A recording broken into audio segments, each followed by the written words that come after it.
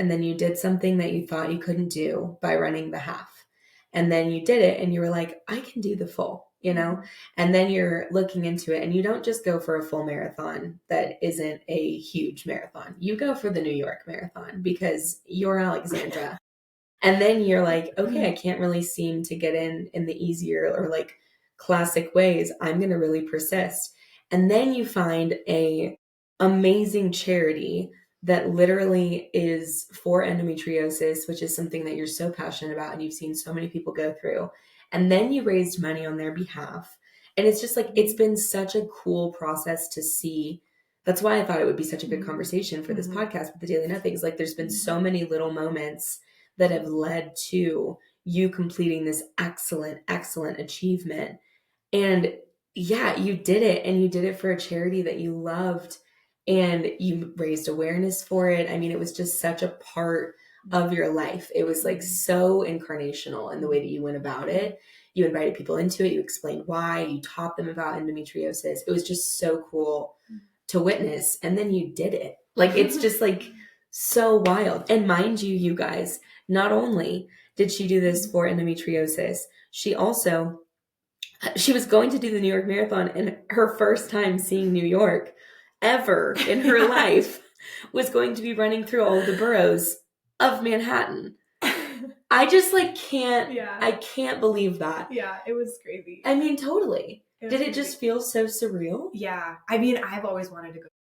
You really have. I've never had a reason. We've talked about it so New York at Christmas time. many times. Truly.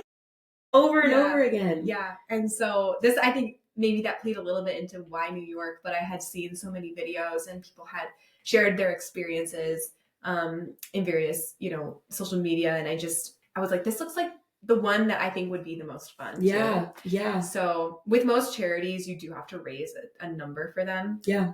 So Endometriosis Foundation was $5,000. Okay. Which I tried, I would say like I did reach out to some people, but most of it, the donations just came in because of how affected people are by endometriosis. Yeah. I mean, totally. I thought it was going to be a lot harder to raise the money, and it wasn't. And I think that just is a testament to like how impacted people are by endometriosis. Yeah. Completely. The amount of people I know that have had a surgery or the exploratory surgery, it's just like, it is really remarkable. Yeah. What do you think I have so many questions, but like, what do you think your biggest takeaway was working with that charity specifically? Yeah. So they had the whole weekend. I mean, we can get into that. Yeah. I want to know. Yeah. So fun. They had like a lunch for us on Saturday, the day before. And I got to meet some of the other runners on the team. On your team. And speaking to them, I asked them like what got you connected to this foundation. Yeah. And almost every single one told me I have endometriosis bad.